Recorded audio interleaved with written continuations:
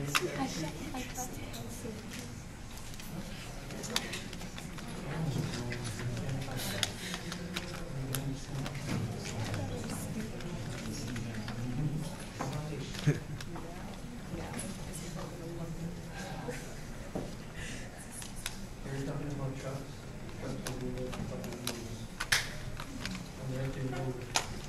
evening, Chair Hargrave, members of the Neighborhood Board and community, and Representative Cavanilla, Representative Pine.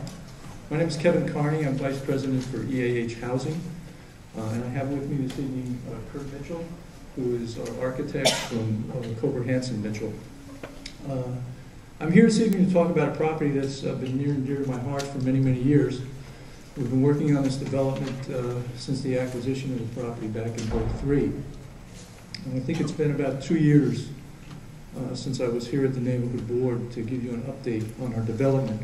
And we wanted to come back at this time to let you know that we're just about ready to proceed. And to orient you, for those in the community who may not know what I'm talking about, there's an aerial photograph up there of the location of the site.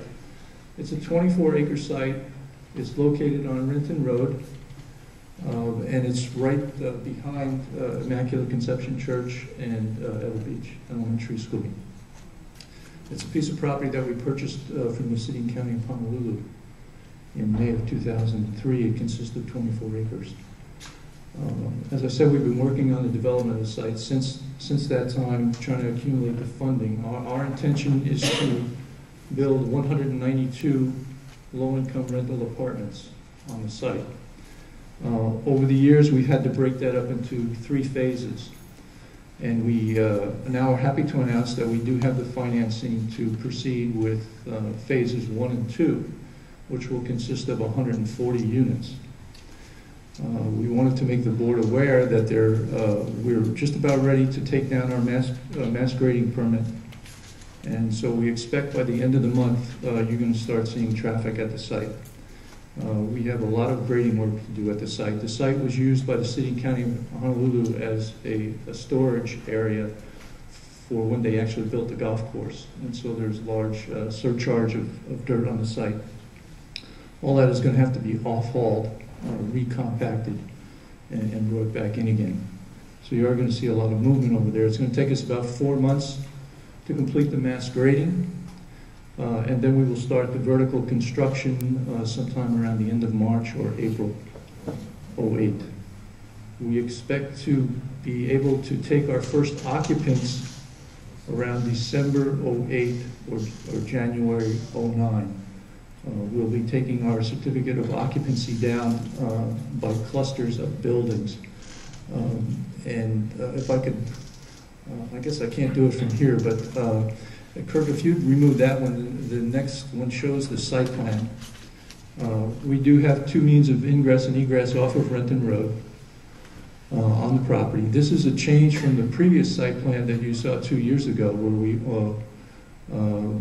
the difference is we still had 2 ingress and egress off of Renton Road, but we only had 1 access to the subdivision on the site. And I guess I should back up a little bit. We did sell 8 acres of the site, or approximately 8 acres of the site, along the golf course frontage to Avalon Development. And Avalon is going to be, they'll be having 49 house lots there along the golf course.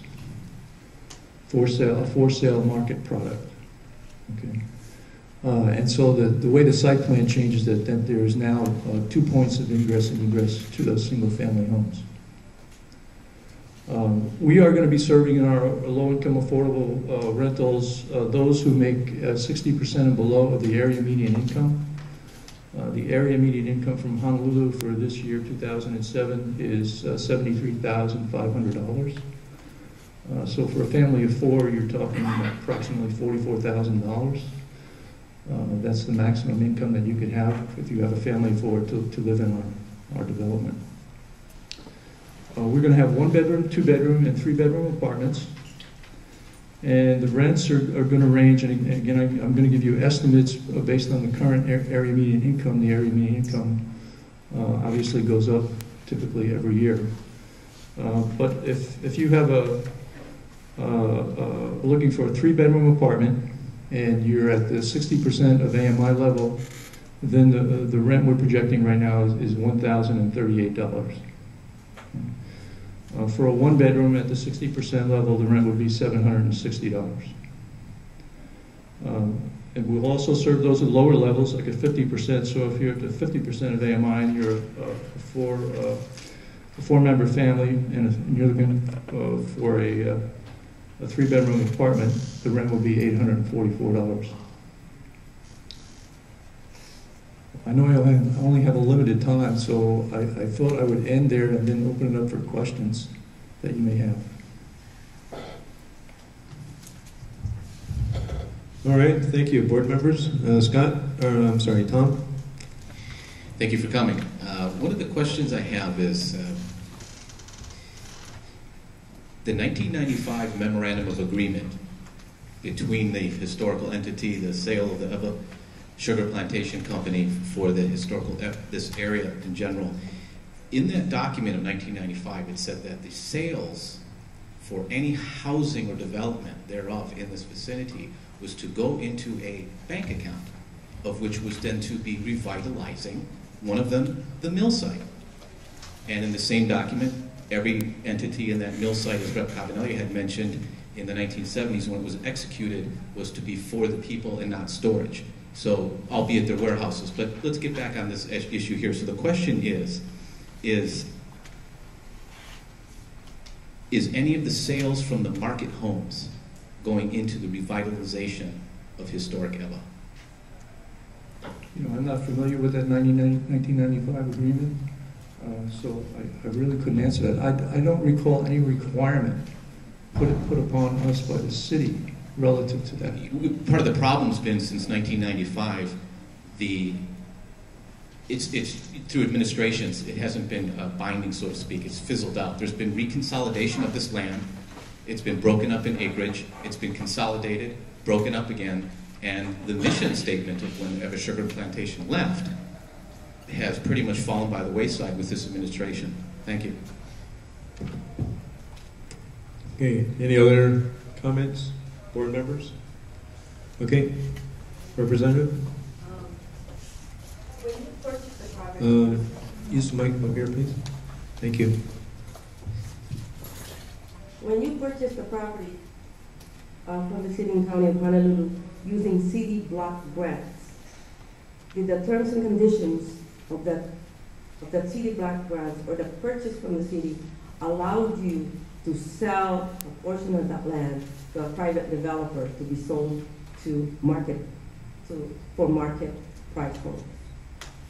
The initial agreement did not. It was suggested by HUD. The problems that we were having after the purchase was that because of the cost of the huge amount of infrastructure work that needed to be done, that was becoming insurmountable for us to make the project viable. And so HUD actually suggested that, why don't you think about subdividing the site and combining it with some for-sale housing. And so we thought that was a very good and novel idea and very interesting. And so we started on that track. We were able to enter an agreement with Avalon. What is happening is because we're selling this property to Avalon, basically what they are doing is they're paying for the majority of the infrastructure so that we can put the affordable units on the property. Well, being that it's those lands are city-owned land, in other words, it's owned by the people, was there a process wherein the public had a chance to give input on the sale of those public lands to private entities? And now it's going to be sold to market homes as opposed to being city block grants are given so people can build affordable homes. Right. Now, was there a public input? There was no Were we public. notified about this change in terms and agreements of the sale? There was no public requirement that I'm aware of. We worked with the city county of Honolulu on the changes. Okay, then I guess I'll have to put an imposition whether what they did was legal. Okay, thank you. Glenn? You know, it comes to pass where that name or that phrase, a private preservation area, I think it's come to pass that people down the line has forgotten what the meaning of preservation is.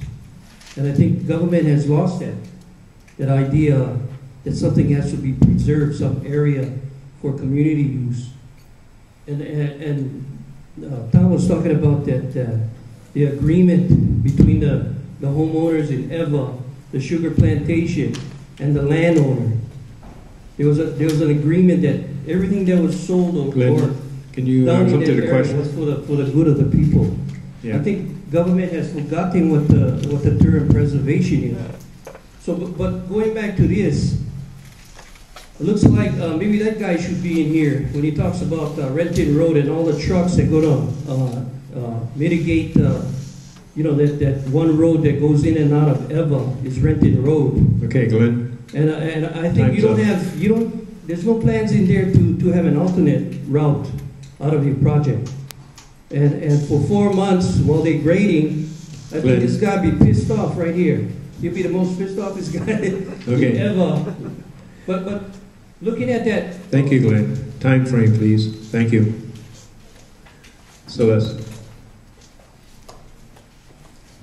What are the price of your affordable home? It's rent. Oh, Rentals. These are all What are rentals. the, okay, change it. What would the prices be on your rentals? How affordable will it be? Oh, he just gave those. I'm sorry, you did? Yes. Can you go through it again? Okay, he said $1,038 for one set of homes at a different range in reference to income, correct? Yes, I can run through the list if you like. Please. We're going to be working with those residents who earn 60% and below of the area median income. The area median income for Honolulu is $73,500 for the year 2007. Obviously, we're not going to open up. We're not going to open up until late 08, going into 09. So the area median income that I'm talking about is going to be the area median income that is set at that point in time, okay? Because it goes up every year. But right now, if we were looking at the rents, for a 3-bedroom apartment, you'd be paying $1,038. For a 1-bedroom apartment, you'd be paying $760. If you're at the 60% level, they go down lower than that if you're at the 50% or 40% or 30% level. But you would take the highest, right? No, it'd be a wait list basis. So when you sign up for the wait list, whichever comes first. You don't qualify. I think So that. you have to. I qualify. No, but I think that income is kind of too high. I mean that's a lot of money that people have to make in order to be. That's the maximum Oh, you that's can the make. The maximum. maximum. You can make. Okay, I just thought. Okay. We got Rep Pine. I don't qualify then. Am I allowed to give you some background information about the percentage of income? Yeah, and you have 1 minute. Okay. Okay. Just for some background information, I really had the blessing to work at a homeless shelter in this area, and I've really gotten to meet a lot of Eva residents. Just so you know, half the people in Eva Beach are considered to be the poorest in the state. Conceivably, half of our residents would be able to qualify to live here. It could possibly be, if we do this right and support this project the right way, that we could possibly giving a lot of our Eva residents who already live here, who are already driving on Fort River Road, the ability to move into these places instead of squished conditions like they're doing in many houses. So I just wanted to give some background for that. Okay, thank you. Board Chair, Rich Hargrave, if I could just make a comment. Affordable, wore out term, worker housing rentals is what I'm hearing.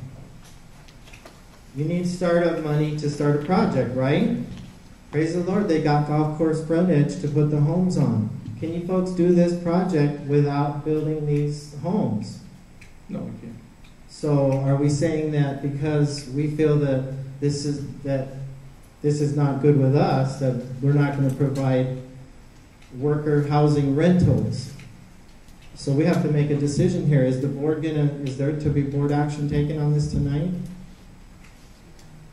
Is that what we're looking for? No, there's no board Oh, action this is just a required. This is a presentation, and the board doesn't Okay, particularly my have to comment vote. was just if there was to be board action taken, because I don't believe we should overlook worker housing rentals because these folks here want to put golf course homes and they have a location. And so this project we want it to move forward to provide our community with this need, right?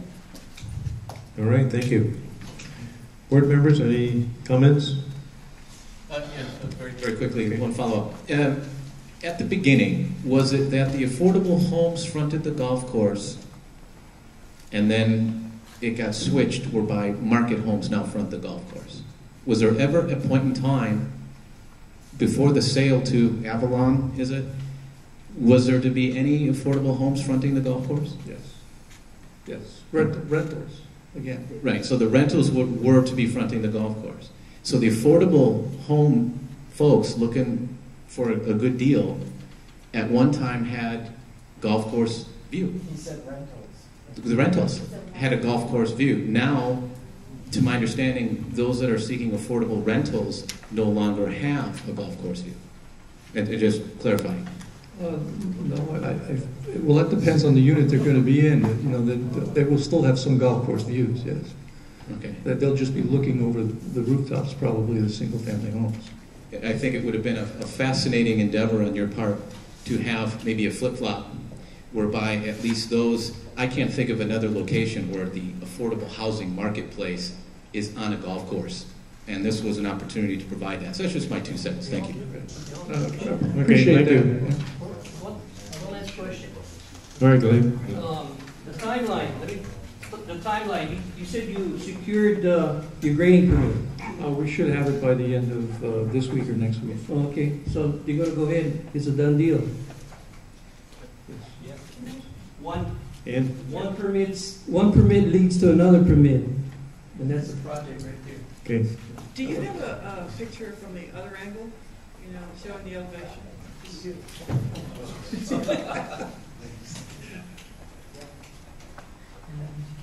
Oh, thanks. That's what I wanted to say. Thank you. Yeah, and we did follow the Ever Villages design guidelines, and we also met with the Ever Villages Homeowners Association. They've been supporting this project for a number of years. Once it is complete, we will become members of the Ever Villages Homeowners Association.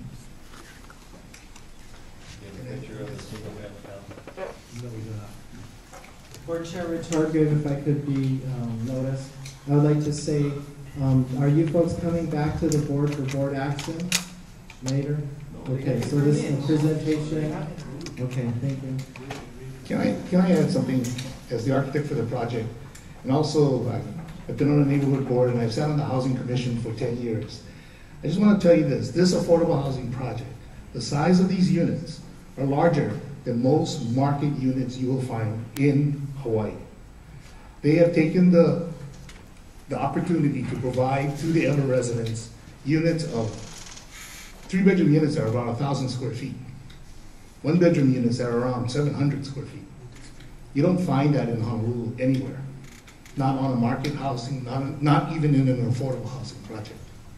With two parking spaces and private spaces for kids to play, secured spaces for kids to play, a large community center. So and this will always be rentals. So this is, I think, a very good project for the people of Ewa Beach. I forgot, Kevin, but priority, who gets to go in first? Do we, the Ewa 96706, or is it open to the whole community? Like what project was that? The St. Francis project. Yes. They said they're going to open it only to their workers first before they give it out to the Ewa community and then open it to everybody.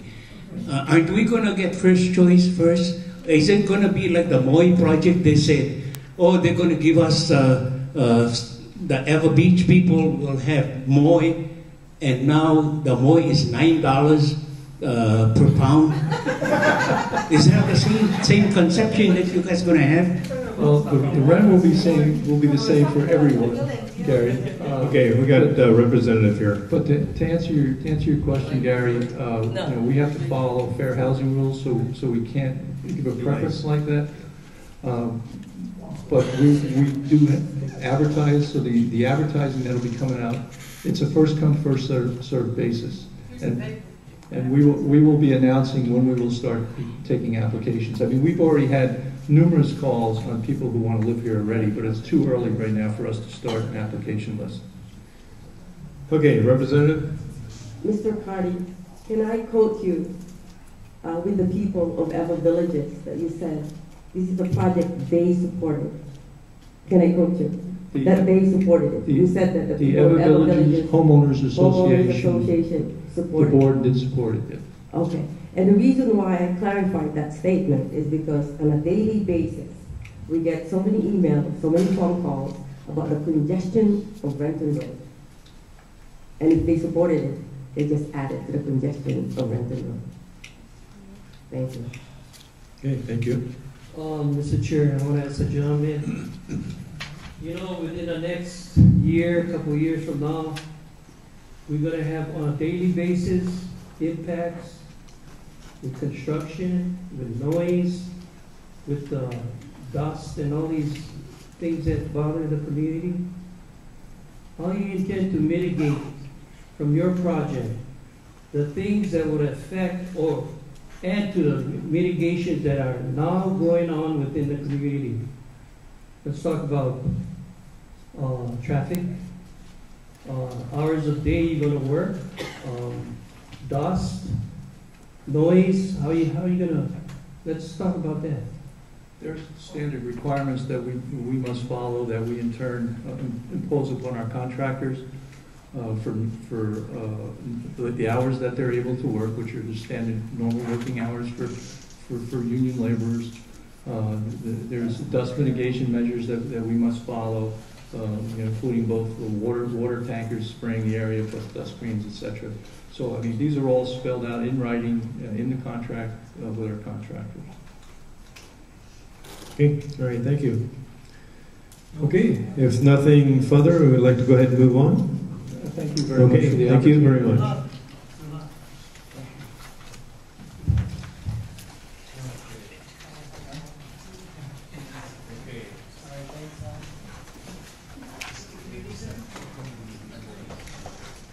Rep. Cavanilla. You know, excuse me, I had you on the agenda, and we made an error, and I just need to know if you wanted to present something, or just want to make your report. Yes. Chair Hargreaves, yes, there was an error with the agenda. However, if you will allow me, I would like to give my report within that allocated period of time. Well, I came here personally tonight because I just wanted to thank each and every one of you for supporting House Bill 7, a measure that is badly needed in this community. And, you know, I can talk more about House Bill 7 if you want me to, but if you'd rather me go on with my report, I can do that too. Let's just go ahead and do your report, and we'll stick to the regular time frame, if Okay, you don't mind. all right, I will do that. So keep an eye on our time frame for over here. I will not talk about the super ferry or any other about the widening of roads, because I think the Office of Representative Pine is ready to give you that report. I will focus my report about the nursing school at Leeward Community College, which will open this July.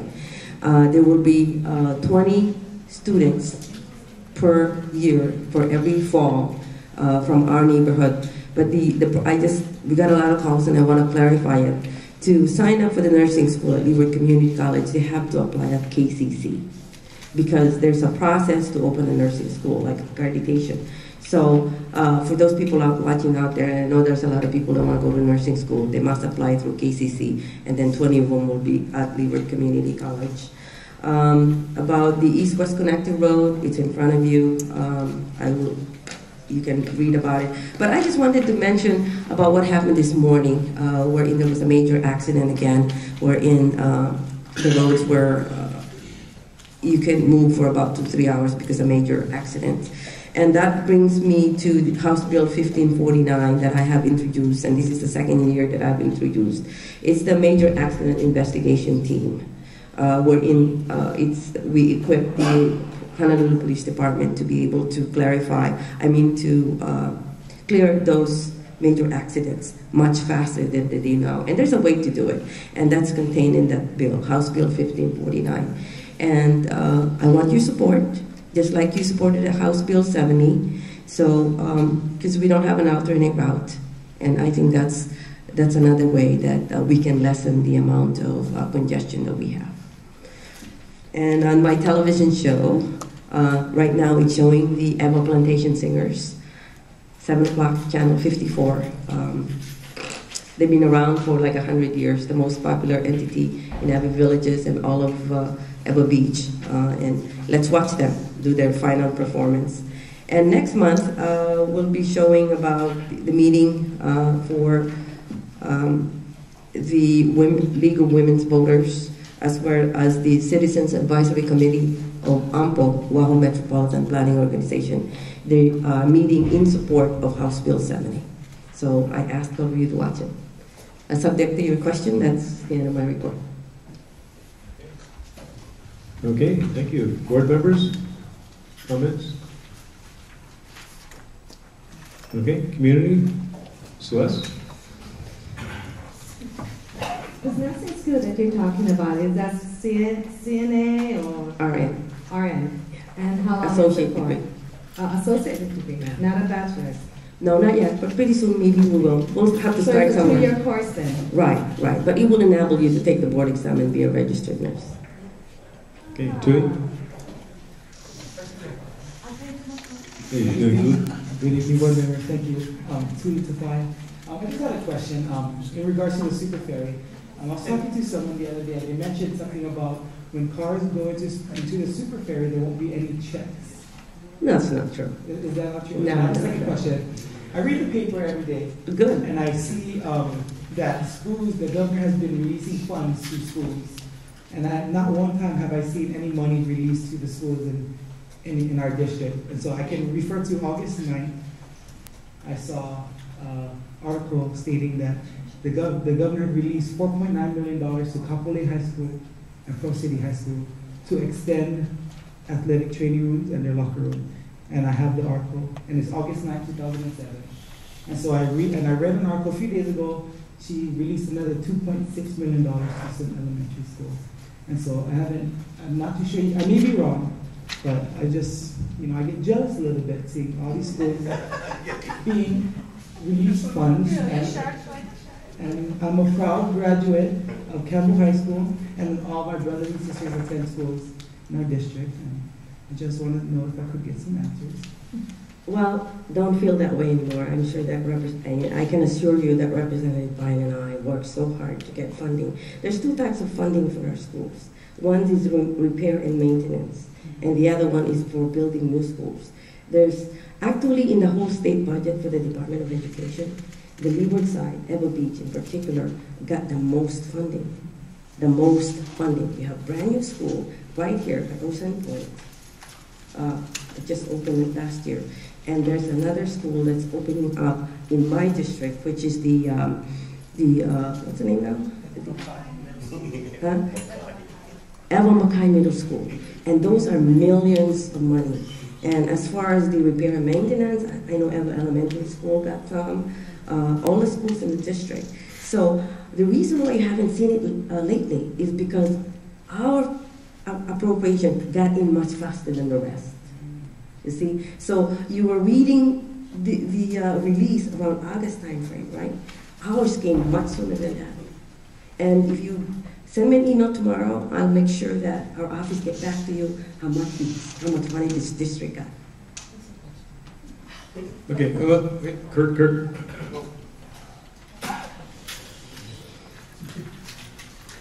Yeah, it's all good to have money for our new schools because we really need it, but our schools that is deteriorating, by the time they get funding, it's going to cost even more for the maintenance and upkeeping. Now, since we're talking about locker rooms, our locker room, I think, was over there in the 60s. In fact, I was in a classroom before, turned it into half of the locker room and half of our boys' gym where we have our shower. But I mean, it's just time and time again, the schools like Ilima, when we brought up Ilima a few years back, yeah, we're getting Band-Aids, but we need surgery. You know what I mean? So when we're going to finish the surgery, instead of putting Band-Aids on things that we need surgery, our school is being neglected. We don't have our wiring for our football field because it got stolen. Whatever the reason, should have got some funding for that. Should have pushed for some money for that. Because why? We have a good football program, good athletic program. These kids are staying drug-free, alcohol-free, positive, and what they have to do. Play the games away.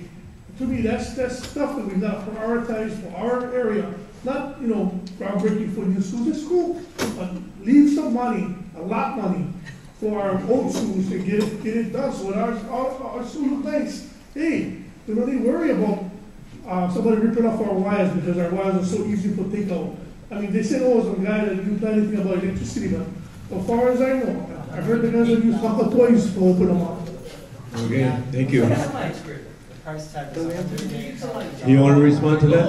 Huh? You want to respond to that? Yeah, short Okay, response. real short. And Celeste.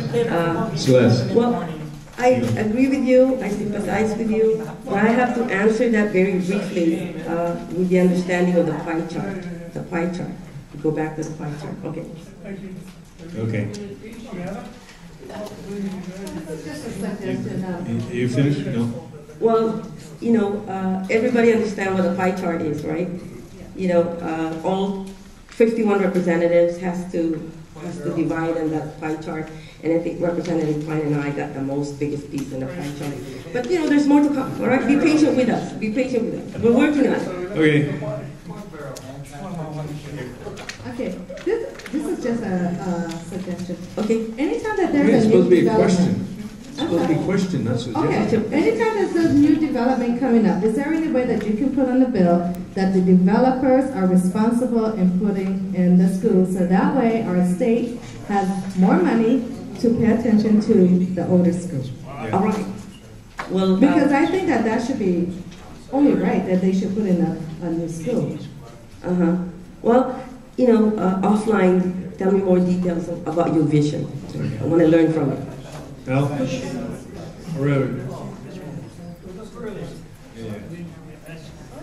Good evening, Mr. Chair. Okay, I just want to pay attention in regards about our seniors. Keep it down, please. I just want to pay attention in regards about our senior funding. Since I've been started working with the Elderly Affairs Division, a lot of non-profit organizations that been complaining that their budget been cut. And we've been asking for more money every year to enable for us to, serve and provide more assistance to the seniors. Is there any way that you guys can review or look at it and, what ways you guys can improve the funding for the senior, all the representatives or senators? Yeah, well, please give us more information about that. I know that there's a lot of nonprofits and everybody comes to the building and says, give me more money. So we'll be happy to look at that and see if the seniors are getting less of what they deserve. Yeah, because like Catholic Charities and Lanakila Meals on Wheels, they're all under budget right now. Okay. And they really need it. Thank you for your input. Good. Take care of our elderly. I'm getting there too. Okay. Thank you. All right. All right. Good job. Okay. Now we kind of almost took that out of order, but not really. So, Mayor's rep, please.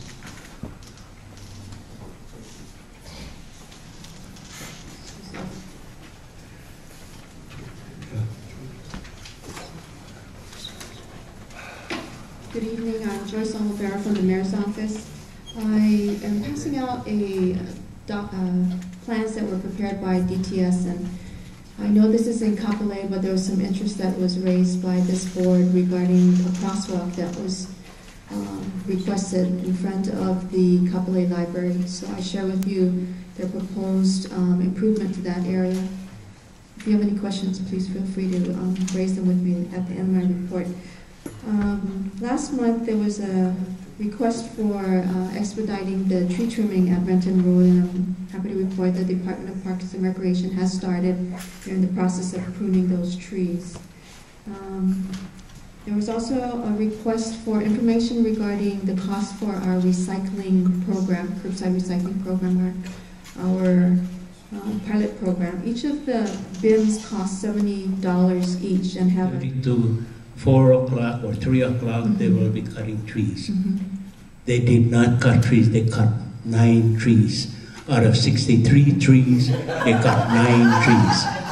Well, and this week, again, they put down the signs again that they're going to cut trees. And I'd like to see how many trees they cut this Saturday and Sunday. 9 trees they cut one day, and then they left. Half a day, they left, and they did not come back. Well, the fact that they've started, I'm hoping that you see that as an improvement. That's true. It is an improvement, yes. It's one step forward. Okay, good deal, thank you. Any other board members? Okay, audience? Kurt? Only one question, not really, I just wanted to know if, for like roundabouts, I know we talked about that before, is there any way we can have any kind of study in certain areas like the Kapolei Parkway and Halipo and some other places in Neville Beach that have this kind of people that, I guess they kind of read the stop signs and go through and, I think that would be a perfect area for that roundabout. I mean, I want to go back to Salt Lake area by the Moanaloa High School, by that area over there. They talk about maybe the emergency vehicles can do this and do that. Well, the fire trucks have an easy time going over, so does the ambulance and the police. And nobody seems to have a problem with that roundabout. So I was just thinking, if to solve that problem at Kapolei Parkway, if we could get some kind of roundabout area, stop them from going straight. If they do, they will go straight over the hump or whatnot, because the kids that are crossing there, and the only reason why I'm bringing it up again, since it was on the subject, I know you looked into it, is because our supervisor from our job that was doing mud checks, he said, in his spot check, he was checking almost 3 or 4 kids, almost got ran over in a 30-minute period. And that's kind of close, you know what I mean, in that area. So he made it aware to me to try to bring it up if we could do something to divert these kids being, jeopardizing it and doing one. Okay, we'll go ahead and submit that to DTS. I'd like to make a comment. Thank you. I'd like to make a comment on that too. Pearl City Palisades, they have that where they have to split up and slow down. And they have another one by that housing area by Redford School. They have that area. They have, I don't know if you call it runabout, but it's where you have to go around it. You have to slow down to continue on to go to the other side. Traffic calming devices. Yeah. Okay, we got a couple of people on deck. We got Lance, Ariel, Celeste, in that order, please. Okay. Hello, my name is Lance. 2 major concerns. I'm a patron or customer of the post office and of a credit union.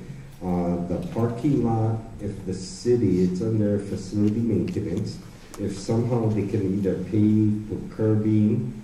I was brought to my attention that there's no handicap parking, and since that building is not a historical building, there needs to be a handicap ramp. One of my good friends is in a wheelchair. He goes to the post office and he has to do business by yelling, so the clerks from the credit union or Jessica would come out to grab his mail. So he told me, Lance, get the balls, go up there and, try to request if the city can put in a handicap ramp, handicap stalls, and like marked stalls at the post office, credit union on Renton Road. Thank you. Okay, I'm just curious, does it fall under the U.S. Postal Service for the ramp? No, Wouldn't it's that ADA? No, it's under... Are they renting from the city? You I got see. it, yes. Okay. Facility maintenance, it's all under the city. That building, is not historical, so they can put a handicap ramp or do adjustments on it. Okay. Okay, thank you. Okay. Celeste? Ariel has given up his Just spot. talking about roundabout, I know I brought this up way before. Ever Beach, in front of the schools and everything, how long will it take before we get some kind of okay and put in a roundabout? Around the schools? In the school areas, you know, because I notice a lot of school areas, they have that roundabout to slow cars down. And, you know, in Ever Beach, we don't have anything. I know I brought it up a couple of years ago, and I'm just wondering how long does it take before? Well, as I reported earlier, and I know there was a request for the roundabout and traffic calming, the city has suspended the program. We reported that earlier. Yet we've asked them to consider in certain areas, depending on the specific case by case, the situation that presents itself there, whether or not they consider it. But at this point, I can submit it to the department. But if there's a specific area you're looking at, which school, I mean, what intersection, I mean, I think that's more helpful if I can submit it that way. I would say by North Road. Mm-hmm. So let's. What's that? Ever Beach Elementary. Yeah, let me suggest this. Joyce has been real good about following up on the writings. So if you really can put something in writing and give it to her, okay. You know, the forms are out there on the table, and at least we can get that addressed for you and get an answer back. Okay? Thank you. Ariel? Thank you. Hello, Joyce. Just want to thank you for repainting the road at the Renton Road. Yeah, I noticed they started it along all the side streets. However, there's some stuff that I want to bring out to your attention. I noticed that they put up a lime green pedestrian crosswalk sign alongside of North Road. Okay. I'm just wondering if they could paint on the road itself that says crosswalk ahead. Because a lot of drivers don't pay attention to the right side of the road. They're more paying attention on the road itself. So if they can paint it, because I noticed this in California that they had the crosswalk ahead sign marked on the road itself. I understand. Maybe they can do that. Also, I want to bring it at the attention on the Papito Road. Need to improve a sidewalk in front of the Ever Beach Elementary. Along their sidewalk over there, and it's all dirt road, and when it rains it's totally muddy, and it's not on the ADA compliance anyway. Also on the North Road, as John mentioned to me, and this thing never, I mean, it happened since the last time we had heavy rains. From Kilaha side, the Kilaha apartment, at the end of the fence of the Ever Beach Community Park, all the way down to the bus stop in front of the Our Lady Perpetual Health. That road always gets flooded. Reason why is there's no drainage on each side of the road. So maybe you can ask, design and construction to put some kind of drainage on that. It was a request that was made earlier, and I know that the department responded that it's got to be an improvement district, so adjacent residents who would benefit from the improvement along with the city would move forward on funding that kind of improvement. So if it's something that the residents of that roadway want to participate in, we can work with you or the board on moving forward on improvement districts. Okay, good deal. Thank you. All right, Kurt, let's make it the last one. I want to move on. I just want to tell him about, I don't know if you heard, Ever Beach Elementary, they are making the sidewalks. That's what's happening now in the construction. All right. So the sidewalks are being put in. So they are working that issue. Okay. All right, good. Yeah, Board Chair Rich Hargrave. Less than 30 seconds. I didn't receive the handout on the crosswalk. I just want to okay, here you go. confer with everyone here about how crosswalks sometimes can give a feeling. This particular crosswalk, I don't want to take you away from what you're trying to say, but this particular crosswalk that's on the sketches pertains to Kapolei. Yeah, but just Crosswalks should be located in intersections. That's the part where you get this security, safety, you feel like you're safe. False safeties. Yeah, false sense of security. So, I don't know, you can just bring this back to the state or whatever, but that, when you're negotiating and putting in these crosswalks, that, people should either cross at the intersection, but if the road's too long and they... Just for clarification, Kobe, that is crossing at an intersection. That's how it should be. Okay, thank you. Okay, thanks, Joyce, appreciate it. Okay, Tommy, thanks for your patience. All right, we're down to the end of the road here.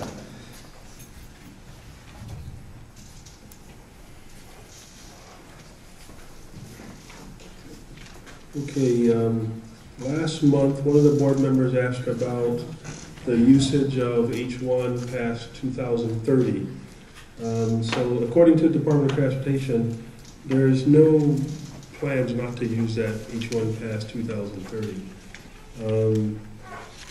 I was a little bit unclear of what you meant when you said they wouldn't be able to make any modifications because of raised rail if it goes along H1, but in short, they have no plans to stop using it between now and 2030, and they have plans to continue using H1 past 2030. Was that the question? I'll comment after your report. Okay. Okay, I'll make this short and sweet. As you know, there was a special session of the legislature to cover super ferry issues, to confirm 3 directors, 3 cabinet members, and over 100 persons to different boards and commissions.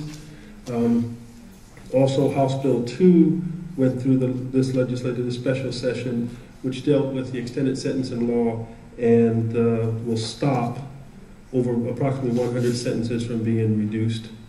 Walgreens opened its first store in Hawaii, where I don't know because I shop at Long's.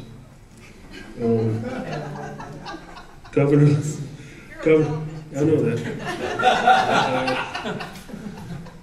that. Governor Lingle recently released $9.8 million for improving the various schools. And as the representative mentioned earlier, Ever Beach did get quite a bit of money for its schools, and the money was released early on in the year. Other than that, that's all I have.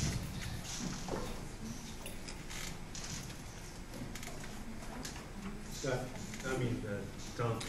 Yeah, just for clarification, the 20-mile, the first segment of $3.6 billion for the rail has a right-of-way which the EIS will address. That's a actually when rail goes, if it does to Waikiki and Manoa, it will be 29 miles. Point being is that there's a right-of-way being defined by Mayor Hanneman and the administration for that endeavor. The question that I was asking is we have the H1 at so many lanes. It has a carrying capacity. The question is, does the State Department of Transportation, have they identified any additional right-of-way to accommodate more lane miles? So we know we're going to get a train with the right-of-way. However, the lane capacity on the H1 is at a level of service F, so we're lane deficient. If we're to get more lanes to accommodate the motoring public, does the state have an identification of where that, whether it be reversible express lanes, if it be elevated, whether it be a tunnel, whatever the case may be, a bridge to A to Z?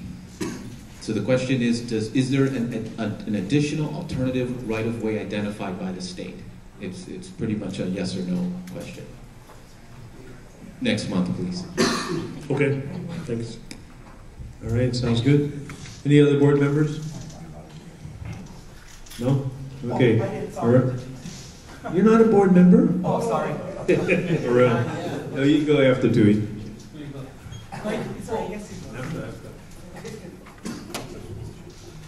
Mr. Benson, you're the Deputy Director of Public Safety, right? Right, corporations.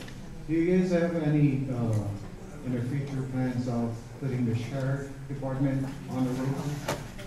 You mean as highway policemen? Not only highway policemen, but how some state, some other states in the mainland that they use the Sheriff Department to be on a common target.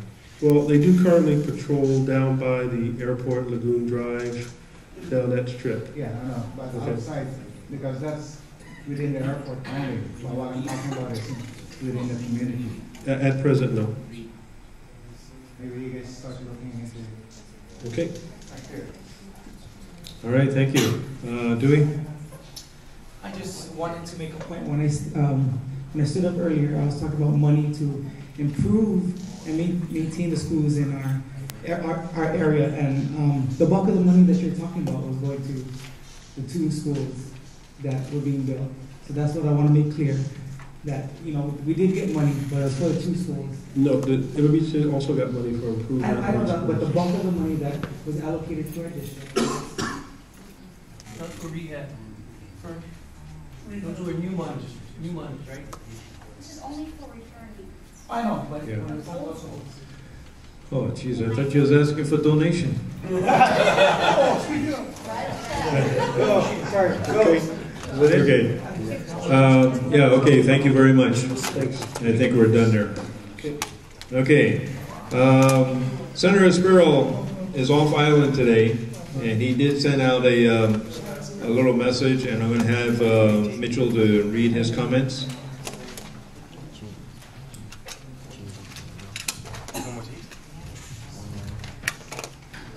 Hello? Check. Yeah, put it like this. Oh, wait. Oh, you're on freeze frame.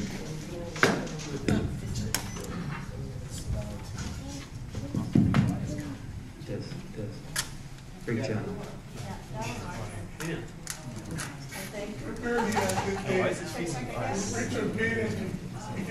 Yeah, talk a little bit louder, Mitch. Yeah. Okay, good. You're on.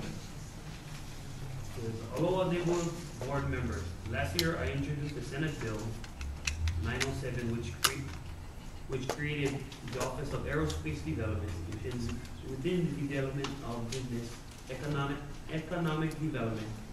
A key provision of the bill provided support for PISIS, the Pacific International Space Center for Exploration Systems. When the USA returned from the moon, or to the moon, PISIS could play a big, vital role in training and preparation for the return trip. A PISIS conference begins today on the Big Island, and I am on a panel to speak at the conference for Friday, November 9th. Thus, I regret I will not be able to attend the Thursdays of today's Evo Board meeting, as I am leaving Thursday afternoon. There may be questions regarding the on-pole position on the bill for public-private partnerships to build a toll road. I will be happy to discuss this with you at the next month's meeting, which I should attend. If you have any questions, feel free to email me or phone my Senate office. Have a productive meeting. Willis Farrell. Right. That's a question, Mitchell. All right, Scott has a question for the senator. No. I guess we'll just maybe leave this perhaps in the record as a question for the senator. It's a shame you couldn't be here this evening. I did see him this afternoon at the West Wahoo Economic Development Authority meeting, but I guess he had to leave. Perhaps we would, from me, we would pose a question to the good senator that he can get back to us on next month. At the beginning of 2006, I had the opportunity to help him move into an apartment in town, and hopefully he can get back and let us know the ways that his proximity to the power base by living in town has benefited Ever Beach and our traffic situation. Okay, thank you. This question. Straightforward. Mr. Chair, actually, I was coming up because Senator Spiro's staff had asked me to take any questions. So I already you got the question. And if there are any other questions that anyone has for Senator Spiro, I can take them at this time. And where are you taking these questions? We are a team, and we'll be taking these back to Senator Spiro's office. Okay, go ahead. I'll take this back. That's good. Any other questions for the senator? And John can take that. Okay, if not, well, you got one that you can take, and get an answer. Representative Pine. Good evening. Thank you for your patience as well. Thanks for still being here. I know I'm always last, and I appreciate you staying. Since I have very limited time, I just wanted to give the final wrap-up for the Super Ferry. It was a very complicated issue. I was on the Transportation Committee that heard 12 hours of testimony straight and no breaks. And just wanted to clarify, a lot of misunderstandings has been in the media. The reason people were against it was for several reasons. The core of the reasons that people were against it was because the Department of Transportation exempted the Super Ferry from imposing an environmental impact statement on what they call the secondary impacts of improving the harbor. Just so you know, it's always been a policy, not just under this administration, but many administrations within the Department of Transportation, to only do an environmental impact statement on improvements of harbors if it's drastic improvements. The reason they gave for exempting it was not drastic improvements. However, what the Supreme Court ruled was that we should always be looking at secondary impacts for the environmental impact statements. So this is something that's never happened before. So numerous ships that are just like the Super Ferry in terms of size and some of the things it does, they've been exempted. But the difference here is no environmental group sued those companies. And so, many believe that, I'm very for the environment, we should always do an environmental impact statement. But it got more complicated in that, the reason it was so emotional is because there were people from Kauai basically testifying that Oahu people are diseased and that we will carry all of these species that will pillage their land. And so that's why it was very hard for some of us Oahu residents to take some of that, especially since most of the invasive species are on the outer islands, especially Kauai.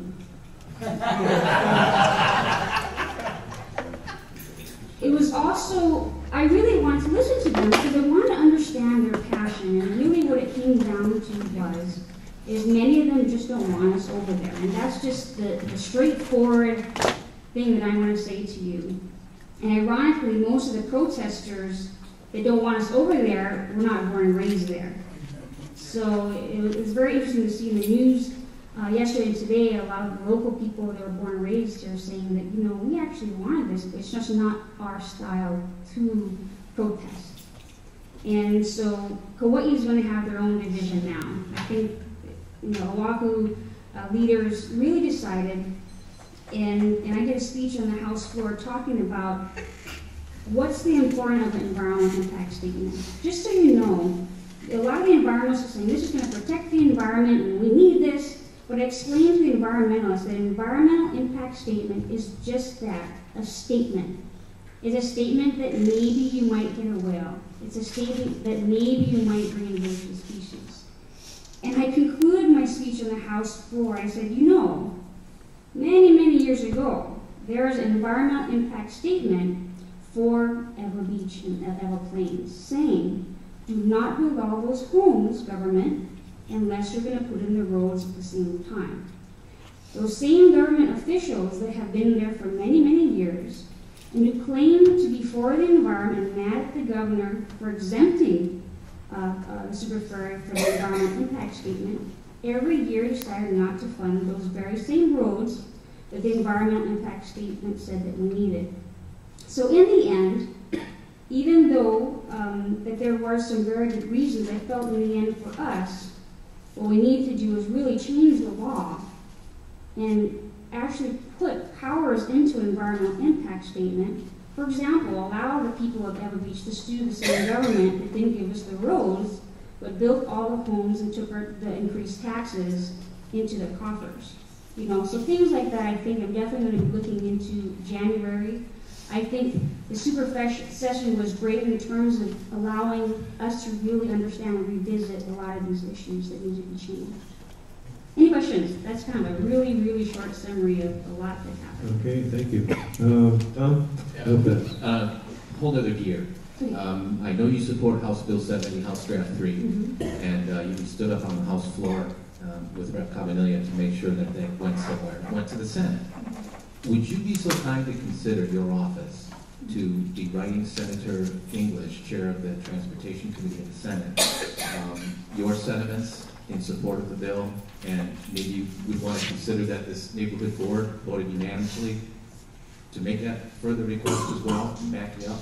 Actually, I'd like to do more than that. I'd like to really sit down and talk to him face to face. I think the letter, to me, that's just not how I work. To me, it has no power. I can't look him in the eye and say, I want you to give me some reasons. So I will make a promise that I will meet with him personally and report back to this board exactly what he said. Fantastic. Right. Can I make another just super fairy comment? No. We can't get on. Okay. Okay, real fast. Just another, it was just so interesting because the whale watchers all came and opposed super ferry, but we discovered that 25% of the whales that get hit are done by whale watching ships in Red Eye. Okay. Okay, let me say this. We're in a shortness of time, and we're going to lose our neighborhood commission assistant over here. So because she's got a deadline, she's got to pull out. So wrap up your last question, and for Representative Pine, and I think we're going to call for an adjournment. All right, Rich Hargrave, Board Chair. Tim Pine, I'm just wondering, now that we have this precedent-setting environmental impact statement needed for this vessel, how on earth are we going to figure out all the other vessels? Will certain vessels be grandfathered in, or new vessels have to pass EIs? Are we going to have to, like every ship that comes through the harbor, we're going to scrutinize whether it's a new one or it isn't, or it's green thing on the hull, or it needs to be scrubbed? I mean, I think it's our disadvantage to have done this, because now it's opened up a Pandora's box of all this other different government, bureaucracy that we have to do to figure out this precedent setting. Yeah, thank you. You want to actually, that is exactly. I'm one of the representatives that just want fairness across the board, no matter what we decide. So I will be one of those representatives that will hold those other ships accountable to have the same inspections for invasive species and have whale watchers on board, and so they're going to be held to the same requirements. And that's what I would support. Okay, good, thank you. Celeste and Glenn. Okay. My question is, what about Matson? What about Young Brothers? Another thing too, I know Kauai needs the barge to take food over there. What about the barge that takes food over there? Do we have to wash the cans? Do we have to? That's what Kobe just. So basically, the bottom line is that if Kauai want to isolate themselves from this island, we got to really think about the local people, not the transplant, the local people. Okay, so, as Thank you, I Glenn. said, you cannot just eliminate Thank you, Kauai. Celeste. Thank you. Since you commented on the ferry, let me say this. The laws that was brought from America to here, and all of you guys that live and die by the law, and finally come up to a question of the super ferry and living by the law, then you want to change the law. I mean, isn't that contradictory? Actually, I disagree with your interpretation. No, you guys brought the law here. Wait. America brought the laws over here, and all of a sudden you guys trying to circumvent the law. Okay, so now we're not in change it for the convenience of who? Okay. Actually, I do have a response to that. This is very typical of legislatures. Right, let's take the response. Let's take the response off. Yeah, okay. I don't mean to cut you off, but let's take the response offline. I'll let Ariel make one more last comment, and if you don't mind, with so his attack will be online, but my response won't. No. You guys brought the laws to Hawaii. All right, Glenn, let her answer. Glenn, you guys want to change the laws for your convenience. Glenn, thank you. I just want to give you an example of why sometimes it's important for legislatures to overturn the Supreme Court. Run the laws. Not necessarily overturn it, but clarify the law that we wrote. Because sometimes laws are written so vague If all the laws were so clear, we wouldn't have lawyers. Now it's for your Hold on, convenience. may I give here's an example of 3 strikes law that put away some of our most wickedest criminals in Eva Beach. They were about to be released because the Supreme Court said that our law was unconstitutional. So this very special session, we also clarified the law that would allow us to put 100 or so violent criminals that have raped children multiple times, killed our neighbors. So that's another example of why we need to clarify the law. That's a law. All right, that's enough. Thank you. Thank you. All right. Mr. All right. I feel that our representatives don't have to explain the law or anything like that to our community in that sense. All right, thank you. Thank you guys for doing what you guys did to get this show going, and we appreciate it. And our area people appreciate it. Thank you. Thank you. All right. Thank you very much. All right, we have one committee report we have to put out, and this is the end of the program, and we're going to call for adjournment at that point. We're under under committee reports 10D. Under 10D, it's been requested by a fellow colleague on the board. The response to House Bill 70, which this board took action on at its October 11th meeting, on October 22nd, the AMPO Policy Committee had entertained such request by this board and the AMPO CAC that was unanimous. So the request is to have in the minutes of this regular meeting the letter from Senator Kalani English dated October 22nd to be inserted and included into this month's meeting minutes. And I can provide the copy to the secretary. Thank you. Okay, thank you. All right, so move, we are adjourned.